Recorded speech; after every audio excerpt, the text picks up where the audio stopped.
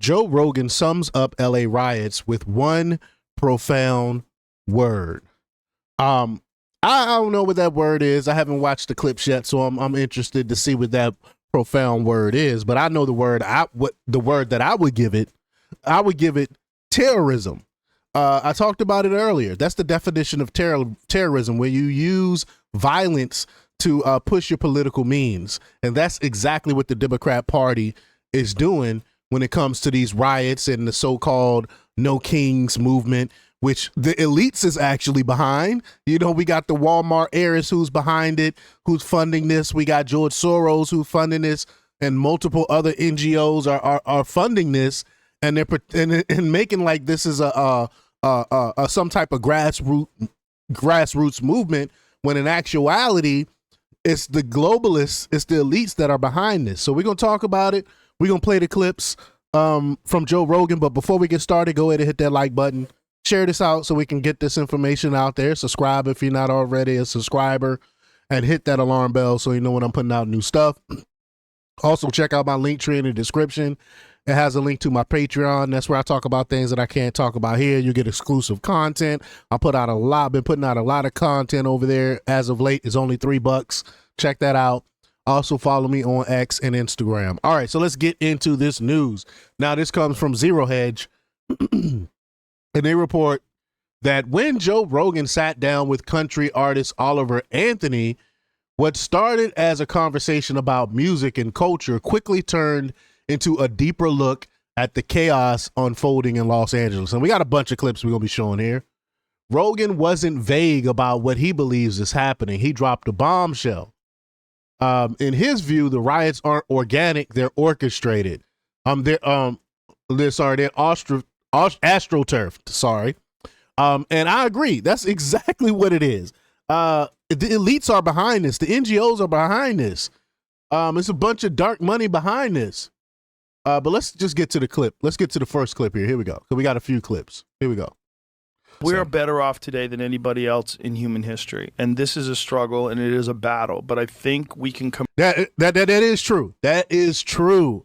I've been watching a lot of documentaries lately pertaining to like the Middle Ages and how kings used to live and all that. I mean, compared to kings back then, we have it made. Like the poorest of the poor live better than kings did back in those times. It's crazy. Come out of this on the other side if we all realize that we're being played against each other. And that's where it's important. You know, when you're paying people to protest, you're leaving pallets of bricks around, and you're organizing the whole thing, and you're shipping people in on buses, and you're making sure that all the people show up at a certain amount of time, and they're all compensated, and you give them water and snacks. Like, we got to realize what's going on here. This is not for you. When you light your city on fire and you burn cop cars, it's never good. It's not good for you. It's not good for the cause. They're not going to change the laws. Facts. And who is funding this? We talked about this before. Again, the George Soroses, the Waltons, they're the ones pushing this. The Walton heiress, I can never remember her name. We'll just call her the Walton heiress. Y'all know who I'm talking about. She is funding a lot of this. That's when Anthony blew Rogan's mind. He mentioned an ICE raid at a Facebook data center near his home in rural Virginia, and anecdote that made Rogan eyes wide. So let's play that clip here. Here we go. Yeah, there was a big ICE raid at the Facebook data center job not far from my place where I used to have to go when I was at Facebook data center ICE raid. Yeah, at the Facebook project. It's in it's not far from me in Virginia. I think it's technically would it be South Boston. I think it's technically in ICE South didn't Boston. bribe. Or Facebook didn't bribe ICE. If I was Facebook, I would have fucking bought ICE some new cars. There's a big job a big job site that I used to have to go on that's in the southern part of Virginia, like not far from North Carolina. And somebody was sending me pictures there from the other day, but they had a big ICE raid, and there was dudes like running through people were just escaping the job, like running away from the job and stuff. It's nuts. Crazy. So Facebook is hiring illegals as well. That theme carried forward when Anthony opened up about his own history with protests. Long before his viral fame, he had been one of the young people marching in D.C., but for very different reasons. So let's play that clip here.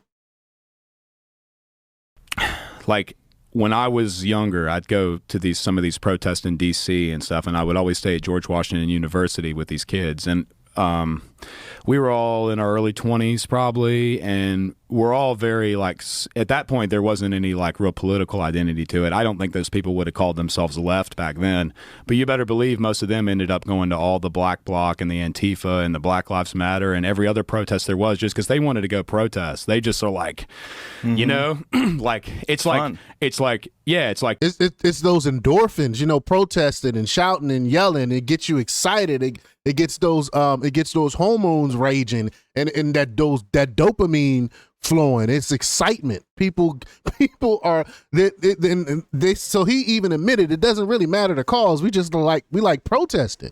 Again, it's that dopamine hit that you get from that. It's crazy. It's wild.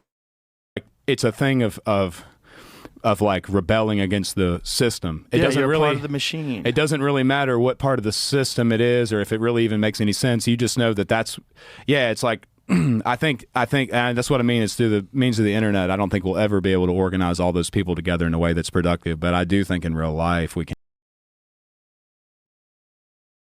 That mindset, disconnected from facts, driven by emotions, was something Rogan had been watching for years. He explained how protests, particularly among young people, often function as a shortcut to purpose in a world where genuine meaning is harder and harder to find.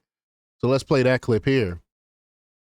Well, also when you get these kind of organized protests, they're all organized with this one thought in mind. Like there's unlawful, you know, changes in policies that's shipping our community back to Mexico. And we got to stop this. These are all, you know, oligarchs are involved, and this is a dictatorship, and they feel like they're fighting against something bad. And if they're uninformed, and who the fuck who's 21 is informed? Right. You know, most people who are young, especially if you're going to college, you're around a bunch of other like-minded people in an echo chamber, and you're all trying to like get social credit by being the most woke and the most activist-y, and you're the person who's the most involved, and you're helping organize, and you feel like you get a sense of purpose.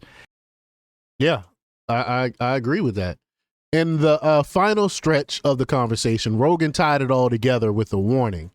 The right to protest, one of the most sacred rights in a free society, has been totally hijacked. That's exactly it. It's been hijacked by the elites. It's the crazy thing. The same people that these protesters are supposedly fighting against, they're actually working for them. It's crazy to me. But there's a big difference between protests and organized protests where you're paying people and then you're leaving bricks around.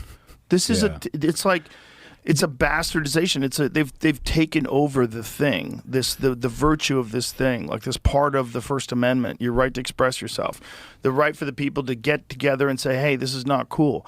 And they've distorted it with money, like everything else. Yeah. And they've used it as a political tool. I would think maybe that's happened a lot, though, even in the past with like civil rights and everything else. A lot of that was much more organized than it was made. Like I didn't know until just a couple years ago. Like I've learned the story all through school and heard it a million times about Rosa Parks, but I didn't realize until a couple years ago that she was part of some, I don't know, I don't even know what she was part of, but she was part of some organization, and it was like planned thing. Yeah. I was always taught it like she just spontaneously did it. No. But I think there's every like thing in history has this whole backstory to it that we don't really know much about. Right. Most things have been manipulated if they can be manipulated. Once they realized they can manipulate people, they started, and they probably started that a long time ago. That's right. That's true. A lot of it is manipulation. It's propaganda.